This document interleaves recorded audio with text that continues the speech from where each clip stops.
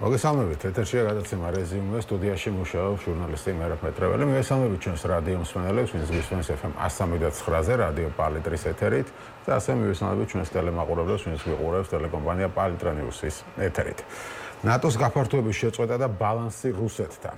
ამერიკის ეროვნული უსაფრთხოების ახალი სტრატეგიის მიხედვით, ვაშინგტონის პრიორიტეტი მომდევნო წლების განმავლობაში იქნება დასავლეთ ნახევარსფეროში გამაგრება, ჩინეთის გავლენის ზრდის შეკავება და რუსეთთან ახალი სტრატეგიული ბალანსის მიღწევა.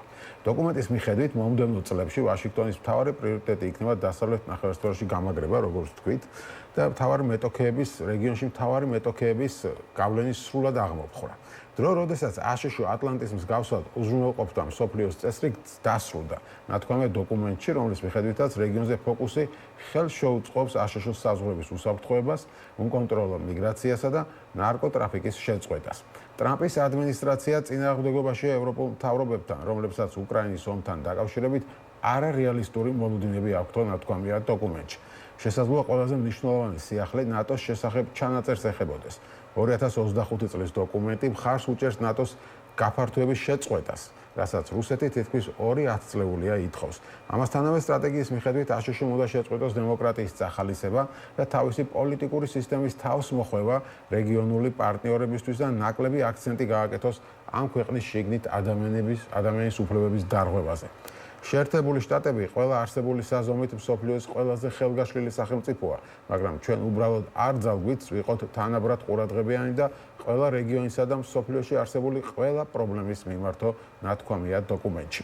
რას სulis ამერიკის ახალი სტრატეგია, ამაზე ვისაუბრებთ დღეს გადაცემაში. ბევრი ექსპერტი უკვე თანხმდება, რომ ამით დასრულდა ერთპოლუსიანი მსოფლიო და შეიძლება ვისაუბროთ ორ ან მრავალპოლუსიან მსოფლიოზე. პრინციპში რუსეთის მოთხოვნა წლებია ესეც არის, რომ არ უნდა იყოს მსოფლიო ერთპოლუსიანი. აკა ზარქოა, რეალ პოლიტიკის რედაქტორი არის ჩვენი სტუმარი, მივესალმები მას, გამარჯობა. მადლობა გადაცემაში მონაწილეობისთვის და რამდენად შეიძლება მართლა თქვათ, რომ სრულდება ერთპოლუსიანი მსოფლიო?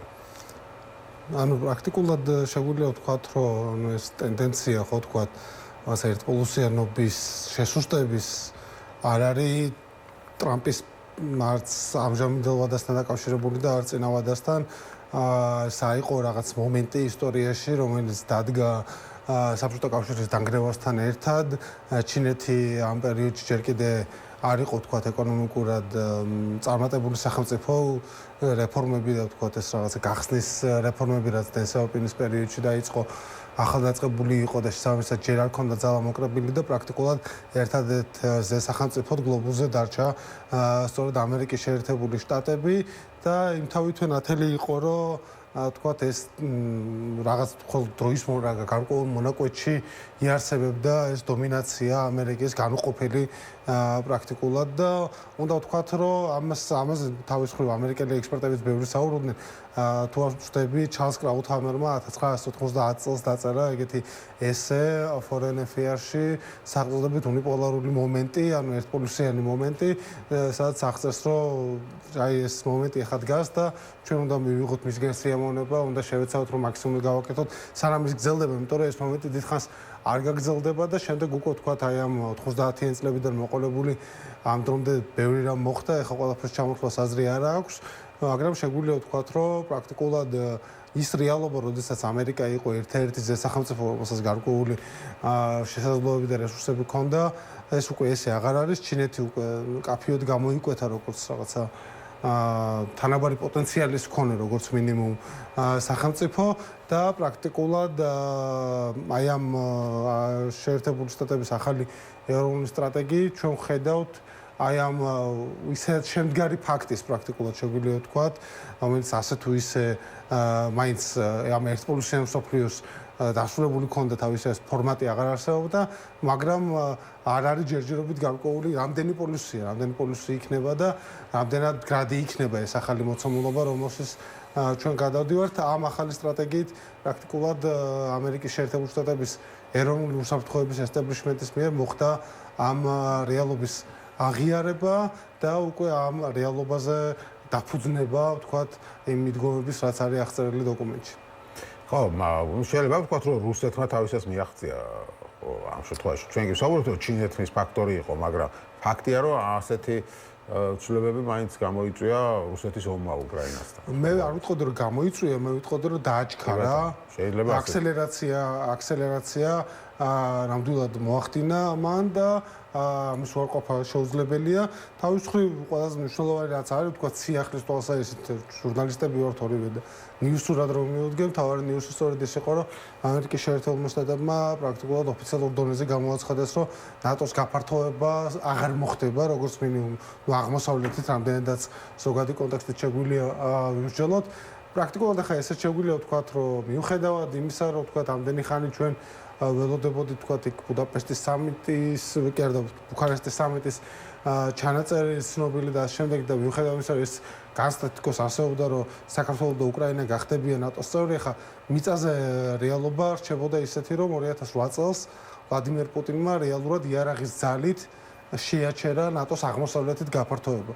ალიანსი კი გაფართოვდა შემდეგ, მაშინ წევრები დაემატა, მაგრამ აღმოსავლეთით აღარ გაფართოებულა და ეს ასე რჩებოდა. ხა ეს ერთია ფაქტობრივი მოცემულობა რა იყო, მაგრამ აღიარება თავის მხრივ, რომ ნატო აღარ გაფართოვდება, ეს ძალიან მნიშვნელოვანი შედეგი არის ვლადიმერ პუტინისთვის, რომელიც შეუძლია რომ გაყიდოს როგორც თავისი წარმატება და თავის მხრივ ისიც შეიძლება დატრიალდეს, რომ ეს ახალი ეროვნული სტრატეგია ძალიან შორსაც არ დგას იმისგან რა სიტყვას წარმოთქვა ვლადიმერ პუტინმა 2007 წელს მიუნხენის კონფერენციაზე, ხო, მაშინ სწორედ ამ ერთპოლუსიანი სამყაროს კრიტიკას ეძღვნებოდა ეს მისი გამოსვლა ნახევარსაათიანი და ჩვენ ვხედავთ, რომ პრაქტიკულად ამერიკის ხელისუფლებაში, მთავრობაში არიან ადამიანები ამ ეტაპზე, ვინც ამ ვითარებას ესე ხედავს. ხო, ახლა მეორე საკითხია, თქვა ჩვენ ქართველები როგორ უყურებთ ამას, მეორე საკითხია თქვათ შიდა ამერიკული პერსპექტივით რითი არის ეს ნაკვები და რითი არის განპირობებული და აქვს თუ არა რაღაც არგუმენტები მათ. და უნდა ითქვას, რომ აქ მათ გარკვეული არგუმენტები აქვს თავის მხრივ. ახლა მეორე საკითხია, რომ თქვათ შესაძლოა დონალდ ტრამპი თვითონ არ იყოს გატაცებული ამ რაღაცა საგარეო პოლიტიკური ურთიერთობების თეორიით და ამ ნაშრომებს არ კითხულობდეს და ამაზე არ აგებდეს თავის მოსაზრებას, მაგრამ მის გვერდით არიან ხალხი, რომელიც ზუსტად ამითაა დაკავებული და ეს სკოლა, რომელიც თქვათ აი ამ დოკუმენტს ამ დოკუმენტის მიდგომებს ადვოკატირებდა, სულ არსებობდა ამერიკის შეერთებულ შტატებში. შევეშვათ სოფლო პოლიციელის როლი. ხო, ანუ ამერიკის შეერთებული, ანუ არსებობს განცდა, მოდი ასე ვთქვათ, ხო არსებობდა საბჭოთა კავშირის შეკავების თეორია, რომელიც ავტორიც იყო ჯორჯ კენანი, რომელიც იმ მომენტში იყო საბჭოთა კავშირში ელჩი, ამ ადამიანმა შექმნა ეს თეორია შეკავების, მაგრამ ეს შეკავების თეორია რაღაც პერიოდამდე კორეის ომამდე მდგომარეობდა იმაში, რომ ჩვენ უნდა შევაკავოთ საბჭოთა კავშირის გავლენის ზრდა, მხოლოდ იმ ტერიტორიებზე, რომელიც ჩვენთვის კრიტიკულად მნიშვნელოვანია და მხოლოდ მაშინ, როცა ჩვენ ამის რესურსს შეგვიძლია დაშვება იმის, რომ ჩვენ ყველგან სადაც საბჭოთა კავშირი შეეცდება თავისი გავლენის გაზრდას, ჩვენ ამას დავუპირისპირდეთ ძალით, იქნება არასწორი, იმიტომ რომ ეს ნიშნავს, რომ მოწინააღმდეგეები მართავენ ჩვენ რესურსს და ჩვენ სტრატეგიულ ინიციატივას ჩავაბარებთ მოწინააღმდეგეს, რაც არ უნდა დაუშვათ. კორეის ომმა ეს შეცვალა. კორეის ომის შედეგად აღმოჩნდა, რომ ყველა წერტილი მნიშვნელოვანია და ამის შემდეგ დაიწყო რაღაცა 30 წლიანი პერიოდი, თქვათ, რომელიც ფარგლებშიც მოხდა ვიეტნამი და კიდევ ბევრი სხვა რაღაც მათ შორის შეცდომები დაუშვეს. ამის შემდეგ იყო, თქვათ, კისინჯერის ერა, რომელიც ასევე ოდნავ შეკავებაზე იყო ორიენტირებული ამერიკული, თქვათ, რესურსების უფრო გონიურ განაწილებაზე ფიქრობდა და ამის შემდეგ იყო უკვე ესეთი რეიგანისტული ერა, რომელმაც საბოლოო ჯამში გაიმარჯვა, ხო, ამ რეიგანისტულმა ფორმულამ. ახლა ბევრი შეიძლება იმაზე დავა რეიგანმა რამდენად განაპირობა საბჭოთა კავშირის დანგრევა თუ თვითონ საბჭოთა კავშირის დიზაინში იყო ეს რაღაცა ფატალური შეცდომები დაშვებული, ხო? მაგრამ ნებისმიერ შემთხვევაში იყო მოცემულობა, რომ რეიგანის ცივი ომის დასრულების შემდეგ ყველა ადმინისტრაცია მეტნაკლებად მიყვებოდა აი ამ ჩარჩოს რაღაცნაირად საგარეო პოლიტიკის. ნატოს შექმნის იდეაც ხო იყო საბჭოთა კავშირის შეკავება, ხო, თავად. და შემდეგ ნატო ფართოვდებოდა საბჭოთა კავშირის დაშლის მერეც, იმიტომ რომ რუსეთი უნდა შეეკავებინათ. დღეს ეს როცა იცვლება, მაშინ რა გამოდის, რუსეთს აღარ ვაკავებთ? ხო, ანუ აქ თავარი კითხვა ალბათ ეს არის, რომ ანუ ჩვენ აქ ამ დოკუმენტში ვერ ხედავთ რუსეთის აი წინა დოკუმენტი 2022 წელს გამოქვეყნებული დოკუმენტში რუსეთზე ძალიან დიდი ნაწილი ეძღვნებოდა ამ 48 გვერდიანი დოკუმენტი იყო, დიდი ნაწილი ეძღვნებოდა რუსეთს, რუსეთის შეკავებას, ტერმინოლოგია ძალიან განსხვავებული იყო. ეხლა ხედავთ, რომ რუსეთი პრაქტიკულად ევროპის ქვეთავში არის მოქცეული, კრიტიკა რუსეთის მიმართ, თქვათ, თითქმის არანაირი არ გვხვდება, გარდა იმისა, რომ ნათქვამია, რომ ბევრი ევროპოს რუსეთი მიაჩნია ეგზისტენციალურ საფრთხედ და მთავარი დათქმა რაც არის ის, რომ ჩვენ უნდა მივახციოთ რუსეთთან ახალ სტრატეგიულ ბალანსს. ეხლა როგორ გავიგებთ ამას, რას ნიშნავს ეს ახალი სტრატეგიული ბალანსი? ეს ნიშნავს თქვათ რაღაცა მისთვის გავლენის სფეროების დაკანონებას თუ ნიშნავს თქვათ რაღაცა აი ამ ბრძოლის ველზე შექმნილი ვითარების საფუძველზე თქვათ რაღაცა მოზუმლას იმ ტერიტორიის რუსეთის არაფერი, ახლა ნიშნავს გამოდის გავლენის სფეროების გაყოფას ისე.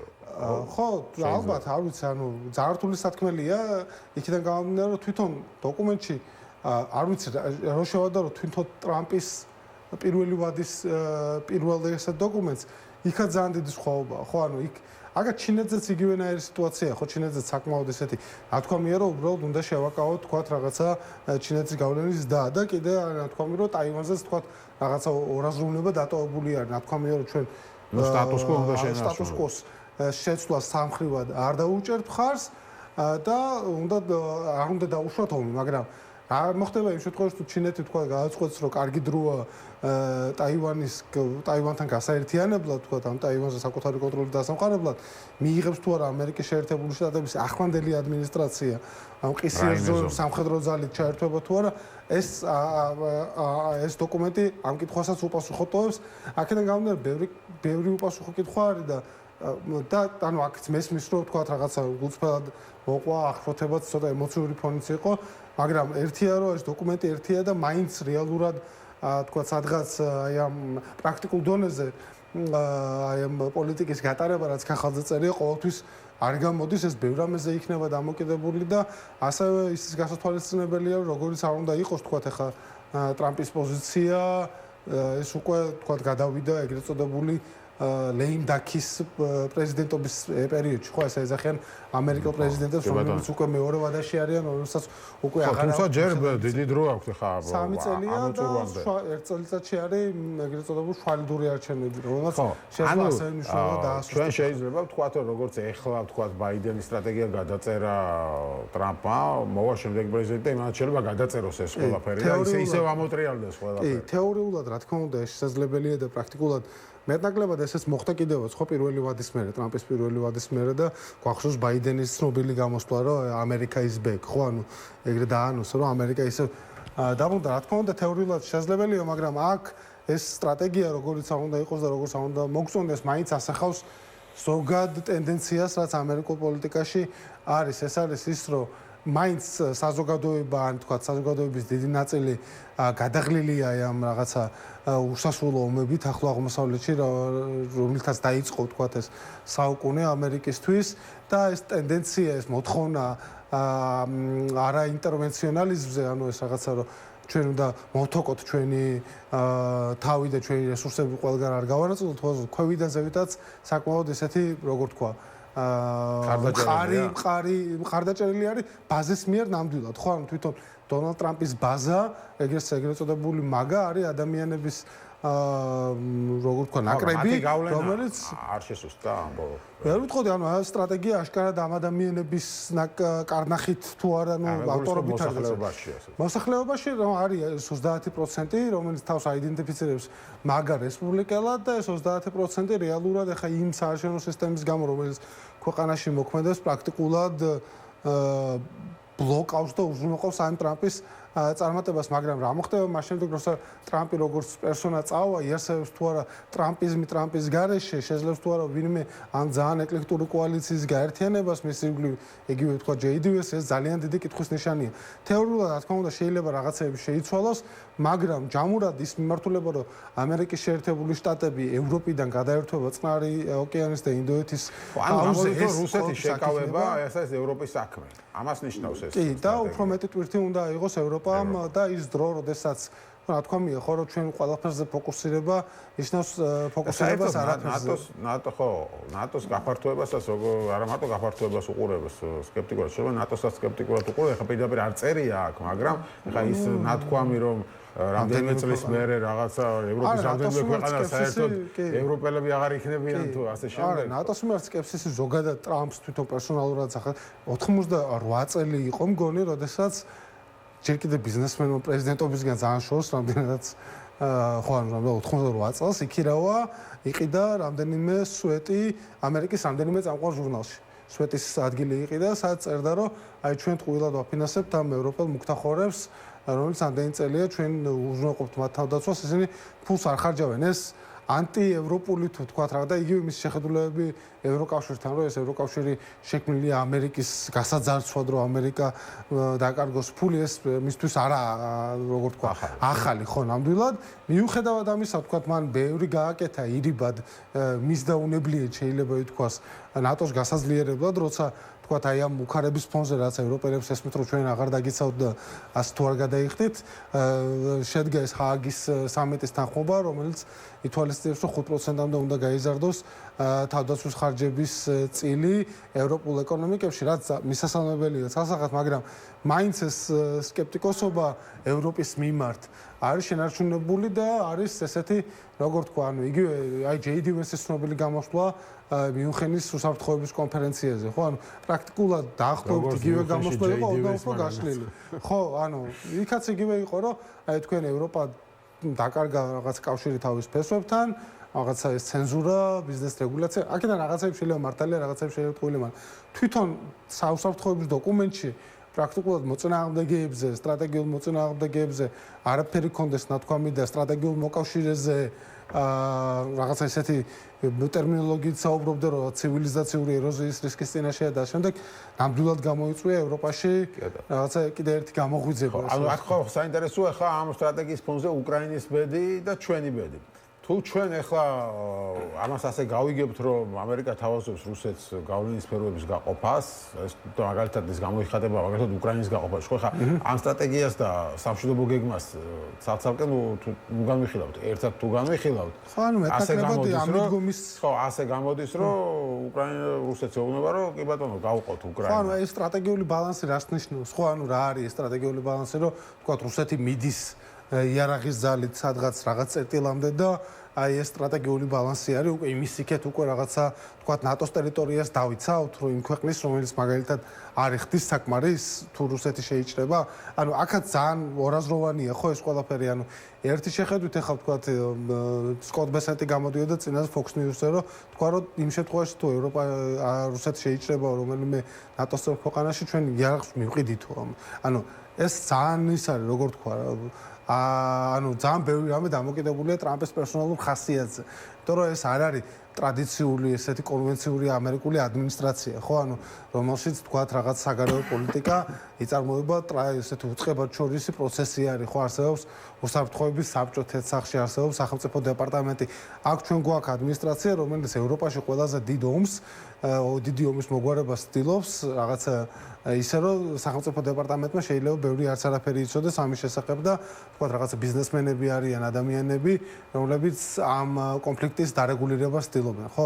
აქედან გამომდინარე ძალიან ბევრი რამე არაკონვენციურია და რაღაცა ესეთი პროგნოზების გაკეთება ძალიან რთულია. ხე მიუხედავად იმისა, რომ სტრატეგიაში ბევრი რაღაც ესეთი წერია, მე ძალიან მიჭირს წარმოვიდგინო სიტუაცია, როდესაც თქვათ ამერიკელები ესე გვერდზე გადგებიან იმ შემთხვევაში თუ რუსეთი თქვათ ნატოს ქვეყანაზე რამეს დააყენებს. მაგრამ აი ხო უკრაინის მას რომ დაუბრუნდეთ. სტრატეგიული შეცდომა სწორედ ეგ არის, რომ მათ მიაჩნიათ, რომ ტრამპსაც აი ეს 28 პუნქტიანი გეგმა რო დაანონსა, თქვა ჟურნალისტმა რო კითხა, რომ რატო გონიათ, რომ ანუ თქვათ ეხლა თუ შეჩერდა შემდეგ თუ ბალტიის პირეს დაესხმება თავს რას უზომთ, ტრამპის პასუხი იყო, რომ არა, ის გაჩერდება, მას არ სურს ომი და ეს არის სტრატეგიული შეცდომა. გონია, რომ რასაც პუტინი უყვება, უოტკობს და უყვება ტრამპს, ტრამპი მე ყველაფერს იჯერებს. მოდი ესე ვთქვათ, ანუ ტრამპის მიდგომა უკრაინასთან დაკავშირებით არის, რომ მას ის არა დაინტერესებული რაღაცა გრძელვადიანი მშვიდობით, რაღაცა ახალი თუნდაც იმ სტრატეგიული მას სურს რაც შეიძლება სწრაფად მორჩეს ეს ომი. ხო, რომ ნობელის პრემია. თქვას რომ აი მე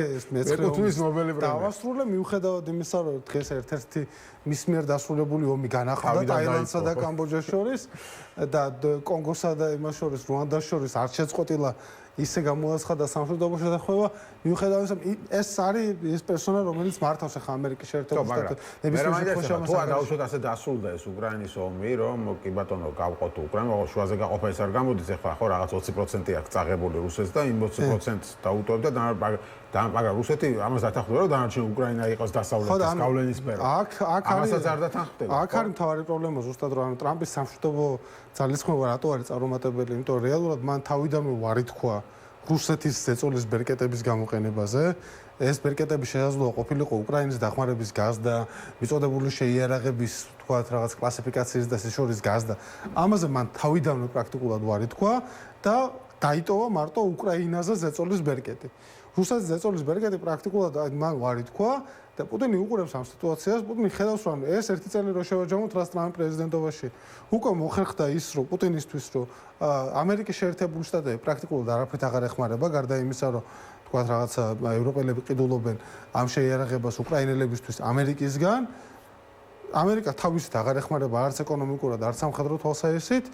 ევროპაში ფული უთავდებათ და არც ერთ ქვეყანა არა ეხა ევროპაში იმ დონეზე გერმანიის გარდა დიდი ქვეყნებიდან რომელსაც შეუძლია რომ ესეთ მნიშვნელოვანი კონტრიბუცია შეიტანოს უკრაინის თავდაცვის გაზრიერებაში და რატო უნდა შევწყვიტო ხო ანუ თუ კი თვითონ ჩამოშორდა ამას იქ ფრონტი თუ არ ირღვევა ნელ-ნელა იღუნება ჩემს სასარგებლოდ ხედავ რომ უკრაინელებს თქვათ რაღაცა ცოცხალი ძალის პრობლემა აქვთ ევროპელებს ფული უთავდებათ, ამერიკელები ბიზნესიდან გასულები არიან. ანუ რა პუტინს რატო არ უთავდება ეს ფული? პუტინს რატო ანუ პუტინს იმიტომ არ უთავდება, რომ ეს ნავთობი ჯერჯერობით იყიდება და მეორე კარგად მოიმზადა ამ ომისთვის. ხო, ანუ ეს არ იყო რაღაცა უცებ სპონტანური გადაწყვეტილება, ხო, მას ჰქონდა რაღაც რეზერვები დაგროვილი, ის რეზერვების ნაწილი კი გაყენულია, რა თქმა უნდა, მაგრამ ეკონომიკა უკვე რაღაცნაირად მიჩვეული იყო ამ იზოლაციის, როგორ თქვა, იზოლაციურ გარემოს. ამ სიტუაციაში აუცილებლად ჩვენი საკითხიც უნდა განვიხილოთ. საქართველოს იმ რა ეშველება, ან რა უნდა შეიცვალოს, იმიტომ რომ ბევრი ფიქრობს, რომ ამ სტრატეგიის მერე ჩვენი სტრატეგიების და ხედვებიც უნდა გადაიხედოს და უნდა გახდეს ისეთი, რასაც კოცები ითხოვენ. ანუ ეხლა თუ ნატო არ ფართოვდება, მაშინ რა უნდა კონსტიტუციაში ხო ნატოს ჩანაწერს. საით მივდივართ ჩვენ, რას ვაპირებთ? ყველაფერში მართალი ხო არ იყო ბატონი ბიძინა? ხო, არა, მე მგონია ამას აკეთებდა. ხო, არა, მე მგონია რომ იქ ხარეს ზოგადად აქვთ ეს ესე რა ქვია მცდელობა, რომ უნდა წარმოაჩინო რაღაცნაირ ინტელექტუალურ დებატებში გაიმარჯვოს და მე მგონი ესე არა ჯერთი ინტელექტუალური ფსონი ოცნების რამდენადაც შეგვიძლია ვიმსჯელოთ წარსულ პერიოდში იყო ის რომ რუსეთს სწრაფად გაიმარჯვებდა ამ ომში. ანუ ეს პირველი განცხადებებიც ღარიბაშვილის და სხვების ჩვენ გვახსოვს, რომ ეს ცოტა შეშინებული ხალხის განცხადება იყო, ხმი პერსონალურად კი არ ვადანაშაულებ შიში და რაღაცა იმ ნიშნის მოგებით არ ვამბობ ამას, მაგრამ იყო ეს განცდა, რომ პრინციპში ახლა ესეც მარტო არ ყოფილა, ხო, ამ განცდაში რომ რუსეთი მარტო მოიგებდა. მაგრამ ეს განცდა ეს ფსონი არ გამართლდა, ხო, ჩვენ ხედავთ, რომ ეს ომი უკვე 4 წელია მიმდინარეობს, მალე ეს ომი გადააჭარბებს სამამულო ომის ხანგრძლივობას, მეორე სამამულო ომის ხანგრძლივობას, რუსეთში რაც სამამულო ომის ეძახიან, ხო? ანუ და საუბარი არის რაზე, რომ პუტინი ითხოვს, რომ დონეცკის დარჩენილი 3 ქალაქი რაც აქვს ყველაზე დიდი, ის უბრძოლველად დაუთმონ და იმ ქალაქების დასაკავებლადაც ერთი წელი არ ეყოფა როგორც მინიმუმ, თუ თქვა ფრონტი არ ჩამოიშალა. ხო, გასაგებია რომ ტერიტორიას ბევრს ვერ წაიღებს, მაგრამ ნატოს არ გაფართოებას თუ მიიღებს. ნატოს გაფართოებაზე ხო ისედაც ანუ ჩვენ გვახსოვს შოლცი, მაკრონი ეს ხალხი ჩავიდა პუტინთან ორი კვირით ადრე და შეგვიძლია ამოვიღოთ ომამდე და ისინი ორივე მათგანი ეუბნებოდა რომ არ მიიღებს არავინ უკრაინას ნატოში, სანამ ჩვენ პრეზიდენტები ვართ, სანამ ჩვენ ლიდერები ვართ, ეს არ მოხდება. ეს ხო არ იყო ამის შესახებ, ეს იყო იმის შესახებ, რომ მოდი ახლა მე ჩემი გავლენის სფერო მომეცით.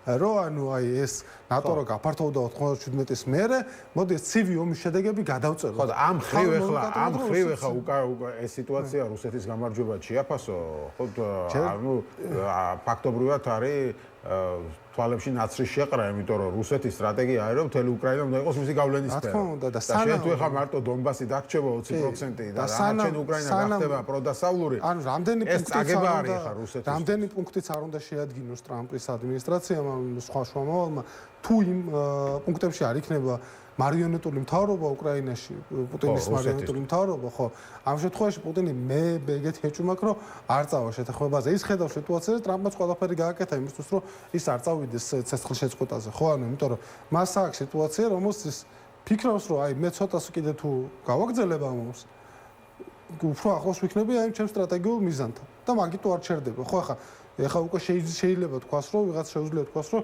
შეუძლია მას უკვე აი ამ იმის კაპიტალიზება, ესე რომ ვთქვა, ხო, ამ შედეგების. მათ შორის ესეც, ხო, ნატოს გაფართოვება. მაგრამ ჩვენთვის რა იცვლება ბოლოს მითხარი ერთი წუთი ვარ.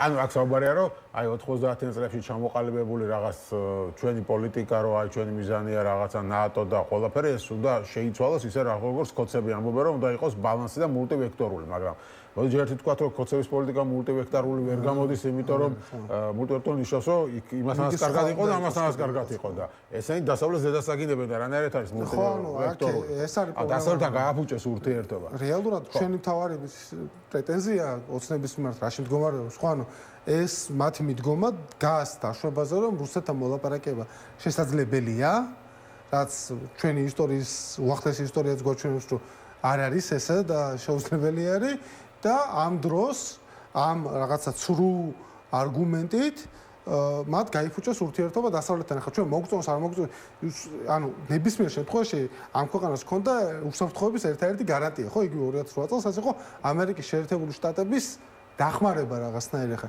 საკმარისი იყო, არ იყო საკმარისი, სრულყოფილი იყო, არ იყო სრულყოფილი. ანუ ამას თავი დავანებოთ. ფაქტია ომი გააჩერეს. ომი გააჩერეს.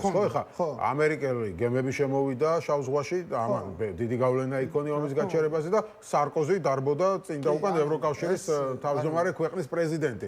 ანუ ვერ მოვიფიქრებდით სხვას ვერაფერს. ხო, ევროპამ დიპლომატიით და ამერიკამ ძალის დემონსტრირებით 2008 წელს ომი გააჩერეს. კი ბატონო, ანუ ეს არის ესე, ხო, ანუ ახლა რაც არ უნდა იყოს, შეიძლება ბევრი მოთხოვნა გქონდეს და ამ შემდეგ, მაგრამ რეალურად რამ გადაარჩინეს საქართველოს სახელმწიფოებრიობა 2008 წელს, ეს იყო დასავლეთის მხარდაჭერა და პირველ რიგში ამერიკის შეერთებული შტატების ხო, ჩარევა რაღაცნაირი. ახლა დღეს რა უნდა ვქნათ, ეს ძალიან რთული საკითხია. მე მგონია, რომ ჩვენც უარი ვთქვათ ნატოზე. თუ არ ფართოვდება ნატო, რაღაც გვიწმინდა ეს ნატო. ხო, მაგრამ მაშინ უარი რატო უნდა ვთქვათ? ანუ აქ ხო საკითხი იმაზეა, რომ ანუ რაც არ გაქვს იმაზე ვარს როგორ იტყვი, ხო, ანუ ამიტომ ჯობია, რომ მიუხედავად ამ ემოციური რაღაცა ვთქვათ დაძაბულობისა, რაც არის ეს არ არის რაღაცა ქვაში ნაკვეთი სტრატეგია, ხო, ამაზე ვისაუბრებთ. ხო, ამაზე ვისაუბრებთ, შეიძლება შემდეგმა პრეზიდენტმა შეცვალოს. ანუ ამაზე ამთავრდება ამერიკა სხვადასხვანაირია, ძალიან ისე მოვიხილეთ ხო ეხას, რომ იყო ესეთი ერა, იცვლება ეს რაღაცეები, ეს ქვაში ნაკვეთი არაა და მე მგონია, რომ ეს შეიძლება და საბოლოო ჯამში მაინც ჩვენ დამოკიდებულები ვართ იმაზე, როგორი დასასრული ექნება იმ ომს, რაც უკრაინაში ხდება, პოლიტიკურად როგორ გაფორმდება ეს ყველაფერი. ეს სტრატეგია გასაგებია, ეს მიდგომები გასაგებია, რაც არის აღწერილი, მაგრამ ეს არ არის რაღაცა, რაც შედგა უკვე, ხო? ანუ ეს არის საერთოდ უნდა წავიდეს ეს ყველაფერი, მაგრამ ეს რო აქეთკენ წავიდეს, ამ სტრატეგიის აღსრულების საშუალება ვლადიმერ პუტინმაც უნდა მიცეს. დონალდ ტრამპს, რაშიც მე ეჭვმეპარება, რომ ეს ესე მოხდება, მაგრამ ნახოთ, ანუ ნებისმიერ შემთხვევაში უნდა დაველოდოთ და რაღაცა ესეთი კვეთრი გადაწყვეტილებებისგან ჩემი მოგზაურებული აზრით, მე არავინ არ მეკითხება ამას, მაგრამ ჩემი მოგზაურებული აზრით კვეთრი დასკვნების ვითარებას უნდა დავაკვირდეთ კარგად და რაღაცა კვეთრი მოძრაობებისგან თავი შევიკავოთ. გასაგებია, მადლობა დიდი. აკა ზარქვა იყო ჩვენი სტუმარი, გამოცემა რეალ პოლიტიკის რედაქტორი. დაგველოდოთ რეკლამის შემდეგ ჩვენ დაუბრუნდებით BBC-ის სკანდალურ გამოძიებას. ჩვენი სტუმარი იქნება ანი ქავთარაძე, ექიმი, კოალიციის ცვლილებებისთვის წევრი. ვისაუბრებთ კვლავ ამ ქიმიური მოწამვლის თემაზე, რამდენად დამაჯერებელია ხელისუფლების ახსნა. მაშასე ჩვენ დაუბრუნდით ეთერში.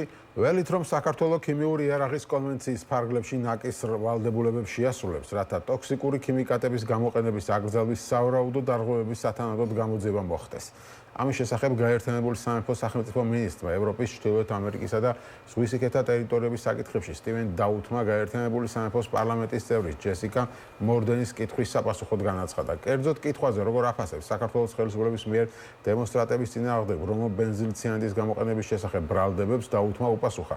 ღრმად შეშფოთებული ვიყავი BBC-ის რეპორტაჟით, რომელიც აცხადებს, რომ სავარაუდოდ საქართველოს პოლიციამ 2024 წლის ბოლოს თბილისში დემონსტრატების წინააღმდეგ ტოქსიკური ქიმიკატები გამოიყენა. ველით რომ საქართველოს ქიმიური იარაღის კონვენციის ფარგლებში ნაკის ვალდებულებებს შეასრულებს, იმის უზრუნველსაყოფად რომ ტოქსიკური ქიმიკატების გამოყენების შესახებ კონვენციის აკრძალვების სავარაუდო დარღვევების სათანადოდ გამოძიება მოხდეს, რომ პასუხობს დაუთი.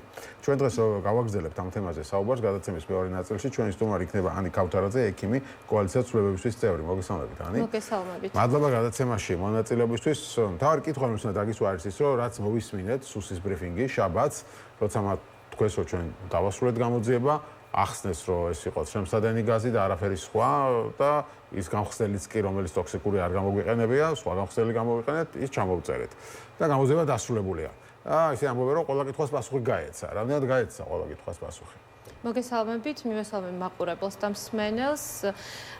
ბოლო დროის ძალიან მძიმე და მნიშვნელოვანი თემა მთელი საზოგადოებისთვის და მნიშვნელოვანია, რომ ამ საკითხს არ დაესმევა წერტილი, სანამ არ ჩატარდება საერთაშორისო გამოძიება, ვინაიდან საზოგადოებას დაკარგული აქვს აბსოლუტურად ნდობა რეჟიმის მხრიდან რაიმე სახის ობიექტური და ადეკვატური გამოძიების შესაბამისად, მათი ბრიფინგიც შეიძლება ჩათვალონ თავადვე აბსოლუტურად გამოუსადეგრად, რადგან საზოგადოებამ ასე ჩათვალა უკვე. თავად ამ ბრიფინგშიც, რომელიც ასევე წერილობითაც არის გავრცელებული, ჩვენ შეგვიძლია ვნახოთ ცარიელი სიტყვები შეიძლება ითქვა, სადაც არც ერთი არგუმენტი არ არსებობს, რასაც შეიძლება დავეყრდნოთ და იყოს დამაიმედებელი, თუნდაც მხოლოდ იმიტომ, რომ მშვიდად ვიყოთ ჩვენი ჯანმრთელობის მდგომარეობასთან დაკავშირებით. ყველა ის ადამიანი, ვინც იქ იმყოფებოდა, ვინც იქ სწავლობს, მუშაობს ან ცხოვრობს ამ გარშემო სივრცეში, რუსთაველის ირგვლივ. ისინი განსაკუთრებულად ახსენებენ 4-5 დეკემბრის ღამეს სხვა დღებთან დაკავშირებით არსებენ არც ერთ კითხვას პასუხს, რას იყენებდნენ და როგორ იყენებდნენ და დღეს ეს დაადასტურა ასევე დარახველიძის პასუხებმა. მე მინდა მადლობა უთხრა თქვენს კოლეგას თათია წოწონავას, რომელიც დაჟინდებით ეკითხებოდა სხვა დღეებთან დაკავშირებით და გამოიყენეს თუ არა კონკრეტულად ეს ნივთიერება. ამიტომ ამ ბრიფინგით არაფერი დასრულებულა, მეტიც, გაცილებით უფრო მეტი ეჭვი გაჩნდა იმასთან დაკავშირებით, რომ დიახ, მათ გამოიყენეს აკრძალული ნივთიერება და რა ნივთიერება იყო ეს? მხოლოდ და მხოლოდ საერთაშორისო გამოძიების გამოსავლენია და საბოლოო ჯამში ალბათ ასეც მოხდება, ვინაიდან ეს კონვენცია არის ძალიან მნიშვნელოვანი კონვენცია მთელი მსოფლიოსთვის, არაერთი წელია უკვე და თუ კი ასეთი ფაქტი ვლინდება რომელიმე ერთ ქვეყანაში, ის არის უკვე სასიგნალო დანარჩენი ქვეყნებისთვის და მთელი მსოფლიოსთვის, რომ წარმოადგენს საფრთხეს. მაგრამ ხელისუფლება ამბობს, რომ რაღაც ასეთი ნივთიერება ყოფილიყო გამოყენებული, მაშინ უნდა ყოფილიყო უფრო მძიმე შემთხვევები ჰოსპიტალიზაციის, გარდაცვალების თუ არა რაღაც მრავალდღიანი და ჯანდაცვის მინისტრმა თქვა, რომ ასეთი რამ არ იყო, ერთი დღეზე მეტი არც გაჩერებული არავინ საავადმყოფოში, რატომღაც მას დაავიწყდა ახლა ალექსანდრე თირქიას შემთხვევა, რომელსაც კომაში იყო, მაგრამ ეს მოწამვლას არ უკავშირდება კი ბატონო, შეიძლება ამას გულისხმობდა ხო რაღაც ამ გაზისგან ვინც იყო ცუდად ერთ დღეზე მეტი არავინ არ გაჩერებული. ამიტომ რადგან სუბუქიში შემთხვევები იყო, სხვა არაფერი თქვა არგუმენტი არ გაქვს და ამიტომ ბუნებრივია ამაზე არ შეიძლება ლაპარაკი, რომ რაღაც განსაკუთრებული მომწავლავი ნივთიერება გამოვიყენეთ. დიახ, პირველ რიგში ბოლო დღების მანძილზე მე მუდმივად ვეხმაურები ეგრეთ წოდებული მინისტრის განცხადებას, რომელსაც საერთო არ აქვს საერთოდ ჰუმანურობასთან, რაიმე სახის ჰუმანურობასთან, იმიტომ რომ დეჰუმანიზაცია მიმდინარეობს სისტემური და ჯანდაცვის მინისტრი, როცა ქვია და საკუთარ თავს წარადგენენ აღიქვა მასზე, მეტი ჰუმანურობა უნდა გქონდეს. ყველაზე ცოტა რაც შეიძლება ჩვენ ვთქვათ, მას არ გააჩნია ჰუმანურობა და არანაირი შემხებლობა საერთოდ ჯანმრთელობის დაცვასთან ადამიანის საკუთარი მოქალაქეების. ჩვენ ეს ვნახეთ გასული წლიდან მოყოლებული, როდესაც მას მიუხედავად მოთხოვნისა, ჯერ ერთი ჯანდაცვის მინისტრი ამას თავად უნდა აკეთებდეს, მაგრამ როდესაც საზოგადოება, მათ შორის სამედიცინო საზოგადოება მოგიწოდებს, რომ გააკეთო განცხადებები ადამიანების ჯანმრთელობის დაზიანებასთან დაკავშირებით და ამასთან დაკავშირებით ერთ სიტყვასაც არ ამბობ, მაშინ ჯანდაცვის მინისტრად არ უნდა იწოდებოდე და თავი რომ დავანებოთ ქიმიურ ინტოქსიკაციას, რომლის შემთხვევებიც იყო და ჩვენ თითოეული ჩვენგანი, რომელიც იქ ვიმყოფებოდით, მით უმეტეს სამედიცინო სფეროს წარმომადგენლები და პირველად დახმარებას უწევდით ამ ადამიანებს, ჩვენი თვალით გვაქვს ნანახი დაზარალებული ადამიანები და ეს აქვს ნანახი სასწრაფო სამედიცინო დახმარების თითოეულ ბრიგადას, რომელიც იქ მუშაობდა, მაგრამ ჩემ და სამწუხაროდ ახლა ვიგებ ფაქტებს, რომ ძალიან ბევრ ოქმში ასახული არ არის ამ ადამიანების სიმპტომები, ჩივილები, ასევე ის თუ სად მიიღეს ეს ინტოქსიკაცია, მათ შორის ჰოსპიტალურ ნაწილში და ამას უჩივის ძალიან ბევრი ადამიანი. ძალიან სამწუხაროა, რომ ასეთი ფაქტები არსებობს, მაგრამ ფაქტია, რომ ასე არის. და ეს რომ გვერდით გადავდოთ, ჩვენ ფიზიკურად ხედავდით დაზიანებულ ადამიანებს და ამასთან დაკავშირებით რატომ არ ქონდა მას რეაგირება, ჩემთვის გასაკვირია ნამდვილად და მიუღებელიც არის, რა თქმა უნდა, როგორც ამ სფეროს წარმომადგენლისთვის. თქვენ ახსენეთ ალექსანდრე თირქია, რომელიც დღეების მანძილზე იმყოფებოდა ანესთეზიის ქვეშ იმის გამო, რომ დასჭირდა ტრეპანაცია, დეკომპრესიული ტრეპანაცია და ადამიანს მხედველობის პრობლემა შეექმნა.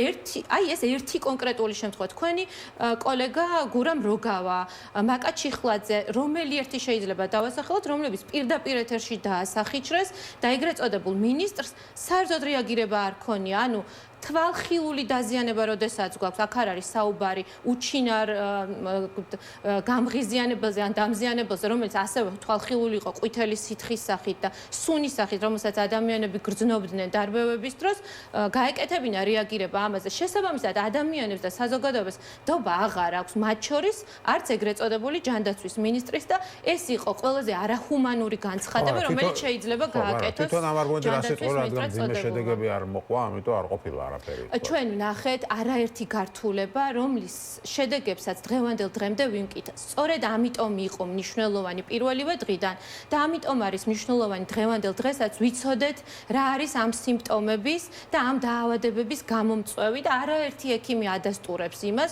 რომ მათ მიმართავენ პაციენტები და მიზეზის დადგენა შეუძლებელია. ამიტომ არის მნიშვნელოვანი, რომ ვიცოდეთ შემდგომში ამ ადამიანებს რა გართულებები ექნებათ. პირველივე დღეებში ვსაუბრობდით, რომ წავე დაზიანებების გარდა, ამ წავე სიმპტომების გარდა შესაძლებელი ასეთმა ინტოქსიკაციამ გამოიწვიოს ქრონიკული დაზიანება, ქრონიკული დაავადებები, მათ შორის ონკოლოგიური დაავადებების განვითარებაც. ამიტომ მათ აქვთ პირდაპირი ვალდებულება და ეს არის დანაშაული საკუთარი მოქალაქეების წინაშე, როდესაც არასახელებ ნივთიერებას არ გაქვს რეაგირება ამასთან დაკავშირებით, მით უმეტეს ადამიანს, რომელიც საკუთარ თავს უწოდებს ჯანდაცვის მინისტრს და საერთოდ ამ სამინისტროში მომუშავე ადამიანებს, რომელსაც ეს ვალდებულება. აქეთ მხარეს ამ ხელისუფლებამ თქვა, რომ მორჩა ჩავატარე გამოძიება, დამთავრდა საკითხი დახურულია. აქეთ მხარეს რა ბერკეტები დარჩა, რომ რითი შეიძლება დაამტკიცოს საწინააღმდეგო. ხო, ბევრი ამბობს, რომ აი რატო არ აიღოთ მაშინ სინჯები, როცა ეს ყვითელი მდინარე მოდიოდა და ასე შემდეგ. პირველ რიგში ძალიან ბევრი ბერკეტია დარჩენილი და ის უნდა აღვნიშნოთ ამ ეტაპზე, რა თქმა უნდა, ჯერ ერთი თავად აქვთ დაინტერესება იმის გამო, რაც უკვე ვთქვით, ეს არის კონვენცია, რომელიც საკმაოდ მნიშვნელოვანი კონვენცია, რომლის დარღვევაც მძიმე შემდგომ რეაგირებას განაპირობებს და მე ღრმად ვარ დარწმუნებული, თავად ვექნებათ ინიციატივა საერთაშორისო გამოძიების. ამის გარდა არაერთი ორგანიზაცია მუშაობს უკვე საერთაშორისო ორგანიზაციებთან, რომლებსაც აქვთ ამის ბერკეტი და შეიძლება დაიწყონ გამოძიება და მათ მოუწევთ იმ დოკუმენტაციის წარმოადგენა, რომელიც ამ ბრიფინგზე არ წარმოადგინეს და ასევე მოუწევთ საბოლოო ჯამში თქმა იმის თუ რა მხელა დანაშაული განახორციელეს საკუთარი მოქალაქეების წინააღმდეგ.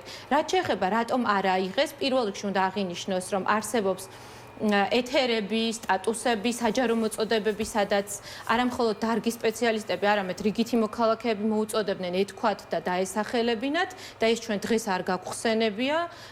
ერთი წლის წინ დღეების მანძილზე ვითხოვდით და განცხადებებით მიმართავდით და მეორე რაც შეეხება თავად ხა მე ჩვენ ჟურნალისტები უფრო არა ვართ ამ სფეროში ჩახედულები, როგორც თქვენ ექიმები, ხო და ამიტომ მას ჩვენ მაშინ გაგახსენდათ, რომ მოგეთხოვათ რომ აი დაასახელეთ ნივთიერება, მაგრამ ისინი რო არასახელებდნენ, თქვენ აკეთოთ. დიახ, აი მე ეთერში შემოსვლამდეც ამას ვყვებოდი, ზუსტად ჭიჭინადის კუთხეში ვიდექი და ვფიქრობდი, რომ იქვე არსებულ აფთიაქში წავსულიყავი და ამეღო სინჯარა, მაგრამ მე ჩემი ფიქრი წავიდა ლოგიკურად, რომ ეხლა აი ამ სითხეს რომ წავიღებ ადგილობრივ ლაბორატორიაში, იმიტომ რომ ისეთი ხდებოდა იმ მომენტისთვის ქვეყანაში და ჩვენს ირგვლივ ყოველ საღამოს დარბევა, ცემატყება, დაშინება, მუქარა დაკავებები ამავდროულად, ეს იყო ძალიან დიდი სტრესი, რომელიც ჩვენს ირგვლივ იყო და წავიღებ ადგილობრივ ლაბორატორიაში, სადაც ზუსტად ვიცოდი, რომ პასუხს არ მომცემდნენ და საზღვარგარეთ გაგზავნა იქნებოდა ძალიან დიდი პრობლემა იმ დღეებისთვის და ძალიან ნანოფ ამას სიმართლე რომ გითხრათ, რომ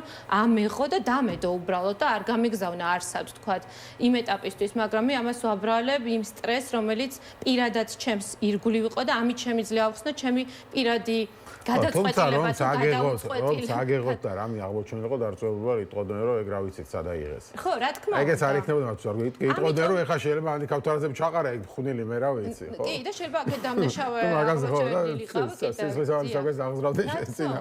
კი, როგორც ახლა ეგეც ეხა ვინც ამბობს რომ აგეღოთო, ეგ არავის პარაფრის გარანტია არ არის. ხოლმე იმ აღებას ჭირდება თავისი რაღაც პროცედურები, დალუქვა, 1000 მოწმე, რომ მე დაილუქოს უნდა და ნუ რაღაცა ესე თქვენ მარტო ვერ აიღებთ. კი, სულში ყოფილიყავი დაკითხვაზე, როგორც არაერთი დაზარალებული, რომელსაც დაზარალებული სტატუსიც არ აქვს დღეს მინიჭებული და ესეც აუცილებლად უნდა ვთქვათ, ასობით დასახიჩრებული ყავს ფიზიკურად, რომლებსაც მიაყენეს სასიკვდილო ტრავმები და მათი ხელიდან ისინი ნამდვილად უკვე გარდაცვლილები არიან, შეიძლება თამამად ითქვას, იმდენად მძიმე ტრავმები იყო, მაგრამ არც ერთი არ ყავს ჩვენ დაკავებული, ვინც აი ეს მძიმე დანაშაული ჩაიდინა. შესაბამისად, შეგვიძლია ძალიან ხმამაღლა ვთქვათ, რომ სწორედ ეგრეთ წოდებული ხელისუფლება და რეჟიმი არის დამნაშავე და ინიციატორი ეს ადამიანები, ვინც ხელკეტით თუ მუშტით წესით ეგრევა ეკეთებინა სახალხო დამცველს, მთელი თავისი პროცედურებით.